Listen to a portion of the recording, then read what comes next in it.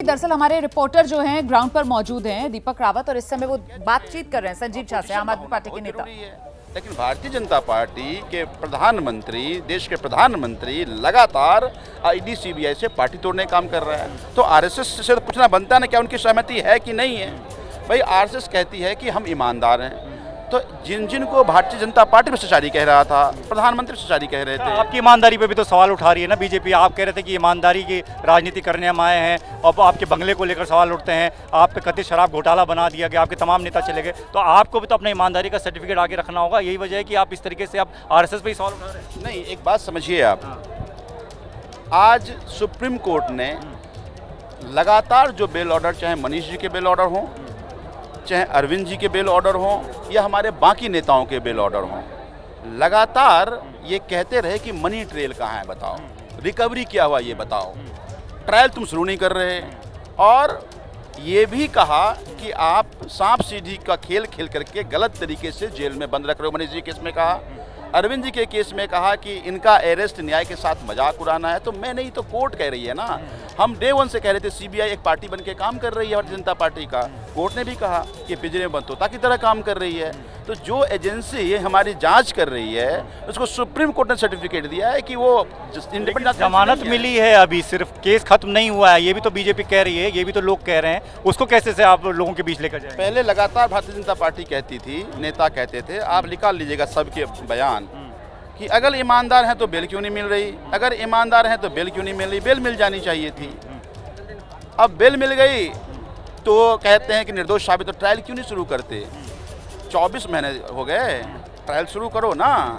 ये supplementary chargesheet पे chargesheet, वही तो कह रही है सुप्रीम कोर्ट कि तुम सांप सीढ़ी का खेल खेल करके तुम जेल में बंद रखना चाह रहे हो, प्रोसेस के नाम पे तुम जेल में बंद रखना चाह रहे हो। ट्रायल शुरू करो। हम तो, अरविंद जी ने तो कहा, मेरे तो इरादा था कि हम एक्विटल होकर के आए, लेकिन ये 1 लाख।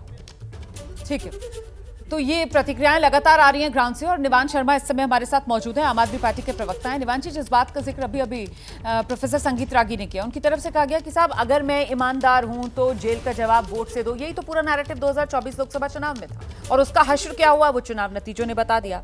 अब सवाल मेरा ये, क्योंकि ये कार्ड नहीं चला 24 लोकसभा चुनाव में, इसी वजह से इस बार अरविंद केजरीवाल जो हैं वो देशभक्ति और राष्ट्रवाद के जरिए दुहाई, और अरविंद केजरीवाल आरएसएस से सहानुभूति लेने के चक्कर में यहां पर नजर आ रहे हैं क्या?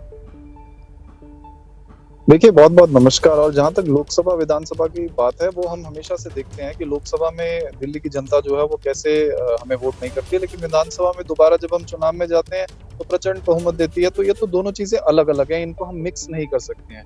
दूसरी बात, हम 2 साल से ये देख रहे हैं कि किस तरह से बीजेपी ने सभी हदें पार कर दी है नैतिकता की राजनीति में। किस तरह से एक के बाद एक झूठ पर झूठ बोलकर इन्होंने हमारे नेताओं को जेल में डाला। किस तरह से इनके पास कोई सबूत नहीं मिला। ये तथ्य है कि पिछले 2 साल में इन्होंने जो इंक्वायरी बिठाई है उसमें 25 पैसे की रिकवरी नहीं है इनके पास। लेकिन आज तक, जबकि हम एक लीगल बैटल एक तरह से जीते हैं, पर फिर भी आज तक ये लोग यही कहते हैं कि इन्होंने घोटाला कर दिया, 100 करोड़ रुपए खर्च कर दिए। इनके पास कोई सबूत नहीं है।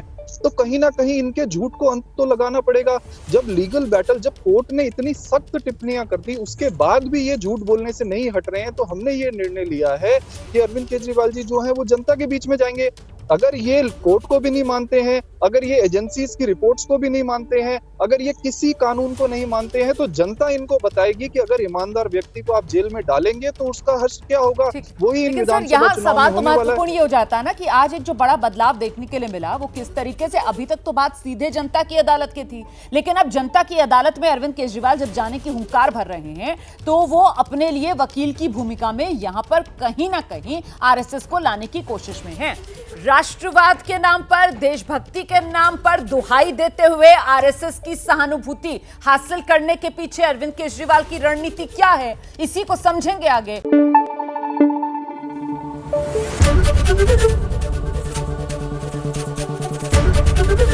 एबीपी न्यूज आपको रखे आगे।